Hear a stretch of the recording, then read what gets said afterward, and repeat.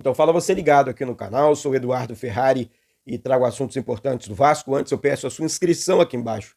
É importante e de graça para você, tá certo? Deixa o like no vídeo, habilite o sino das notificações, compartilha com geral aí, diz que tem vídeo novo aqui no canal Vasco Connection, chama todo mundo para cá. É muito bacana ter você aqui. Deixa aqui embaixo seu comentário. Vamos falar sobre o elenco do Vasco, sobre reforços, sobre essas situações envolvendo o time do Vasco para o restante dessa temporada, tá certo, minha gente? Então, mais uma vez, reforçando aqui, se inscreve aqui embaixo e deixa o like no vídeo, tá certo? Já somos mais de 121 mil inscritos aqui no canal Vasco Connection, tá certo? Faça parte você também dessa história de falar do Vasco. Vamos lá, gente. Elenco do Vasco para o restante da temporada.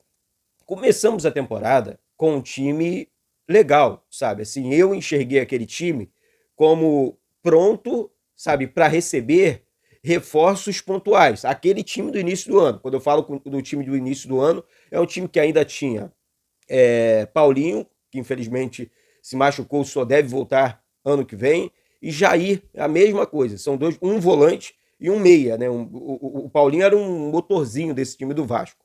Daí houve lá atrás, como vocês lembram, tal, a demissão do Paulo Brax, o Alexandre Matos assume o Vasco, tem a oportunidade de corrigir rota e não corrige. Não corrige, né? Porque ele traz um zagueiro num valor extremamente alto, caso do João Vitor.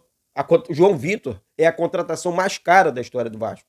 E ó, antes de continuar o assunto, eu não tô aqui ofendendo o jogador A, B, C ou D, não, tá? Eu tô deixando a minha opinião como vascaíno, porque aqui nós temos um canal de vascaíno, e quando a gente fala de pagou caro, pagou em jogador que não resolveu o problema, não é ofendendo o atleta, nada disso.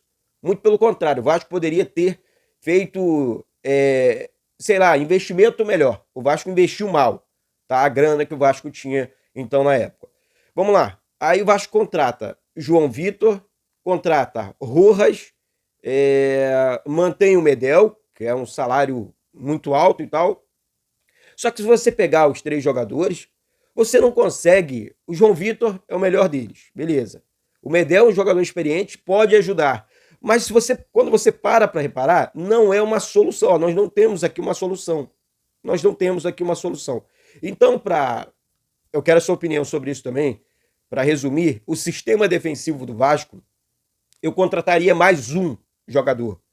No mercado ontem eu vi um debate muito legal no canal Atenção Vascaínos, o Joel Silva, Jean Faísca, enfim, mais dois amigos convidados lá no canal. E eu achei muito legal quando eles falaram do Lianco, que é um zagueiro que eu gosto bastante. O Lianco ajudaria o Vasco e eu acho, tá? Eu acho, porque não podemos cravar. Ah, o Lianco chega para resolver, chegaria para resolver. Não, eu acho que o Lianco ajudaria demais e, assim, eu acho que seria o zagueiro ideal para atuar na zaga do Vasco ali. O Lianco é muito bom zagueiro, um zagueiro rápido, um zagueiro bom nas jogadas aéreas. Eu acho que ajudaria. De repente ele, o João Vitor, que, como o Jean Faísca disse ontem, nunca atuou na posição dele, um zagueiro que atua ali pelo lado direito e tal. O João Vitor é bom zagueiro. Aí a gente acaba crucificando o cara porque o cara não joga na posição dele. Então, nas laterais eu mexeria muito pouco. Eu acho que o Vasco, gente, tem que focar. Tem que focar, tá? É no meio-campo e no ataque, tá? Quando você contrata um jogador de meio-campo, você descansa o lateral, você descansa o volante, jogador de meio-campo alto nível, tá? Para jogar ali ao lado do Payet. Você descansa os laterais, você corrige o ataque, porque o Vasco ainda precisa dessa correção. Um jogador ponta, um jogador lado de campo. Nós temos, mas não temos, porque os jogadores não passam por uma fase boa e tal. Eu acho até que já deu para alguns, não vou ficar citando o nome aqui, mas eu acho que o Vasco poderia sim focar, sabe? É o Coutinho já vem. Estou vendo alguns comentários aqui a respeito. A situação Coutinho e Vasco, gente, tá fechada, tá? Coutinho é jogador do Vasco já. Restam alguns detalhes burocráticos e tudo mais, mas Coutinho já é jogador do Vasco. Dificilmente isso não vai acontecer, tá? É futebol, acontece de tudo e tal, mas eu tô falando aqui da minha crença. Acredito que o Coutinho, enfim, já fechou tudo com o Vasco. Uma que ele já fechou tudo com o Vasco. Já sentou, já bateu papo, já tempo de contrato, salário cerca de 1,5 milhão, mais metas. É um jogador que vai chegar para resolver o problema. Aí é que eu falo, Payet e Coutinho nesse meio campo. Pô, quando a bola chega no meio campo, é só você parar para imaginar. Bola chegou no meio campo, Payet, Coutinho. Esses caras vão acertar os passes. Aquele último passe que o Vasco dificilmente acerta. Esses caras vão aproveitar melhor o Verratti, um jogador de área. Recentemente, o Payet fez um cruzamento para o Verratti do lado esquerdo. Ele fez um golaço. Acho que foi contra o Vitória da Bahia. O gol da virada do Vasco, o 2-0, não lembro. Eu sei que o Vasco, com esses jogadores assim, talentosos no meio campo, você descansa mais o cabeça de área, né?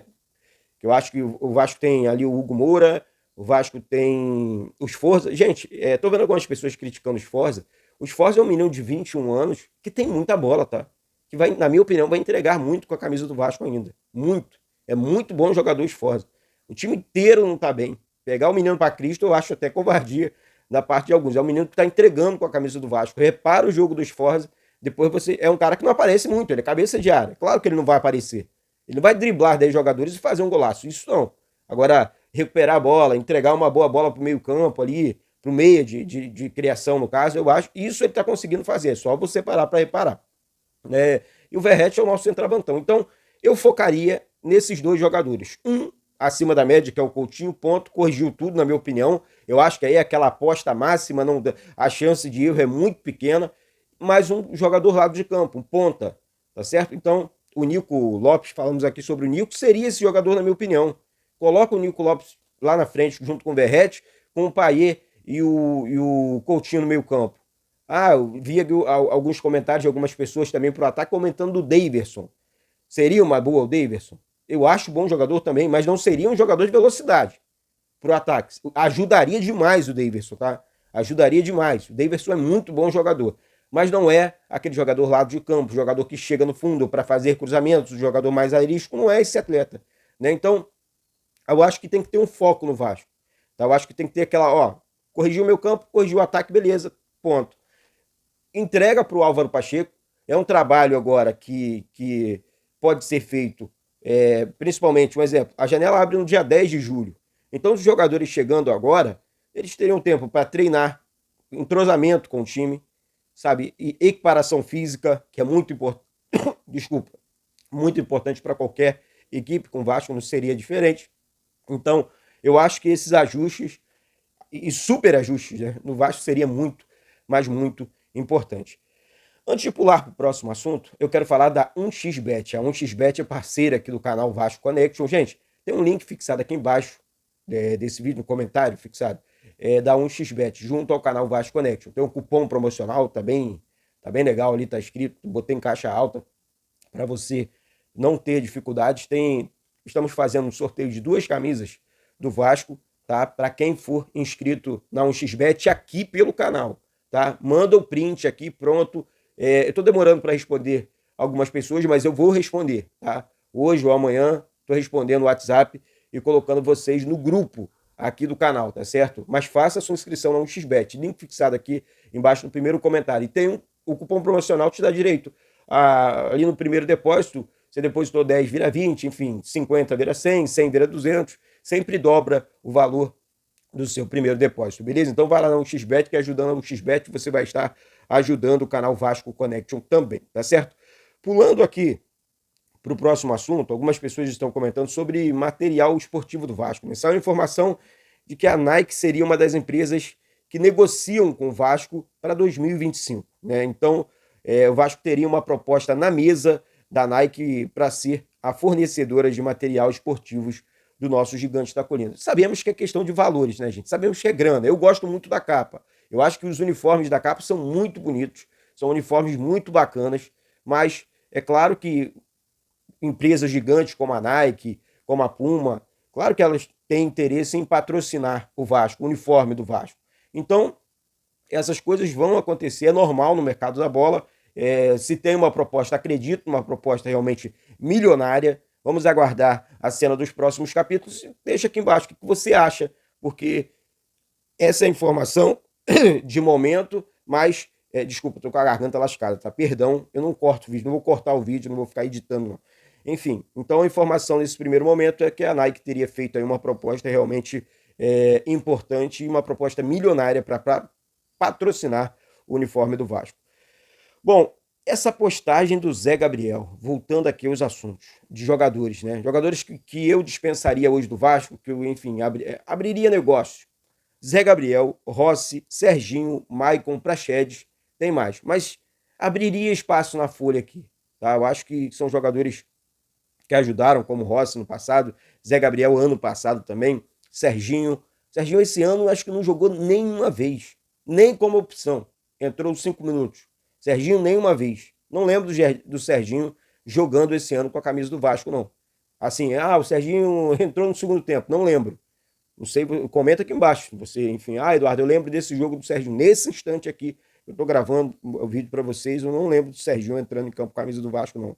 O Maicon ajudou bastante ano passado, mas não é aquele jogador, não é aquele zagueiro, eu acho que está muito abaixo. Praxedes da mesma coisa. Eu acho que foi um investimento muito.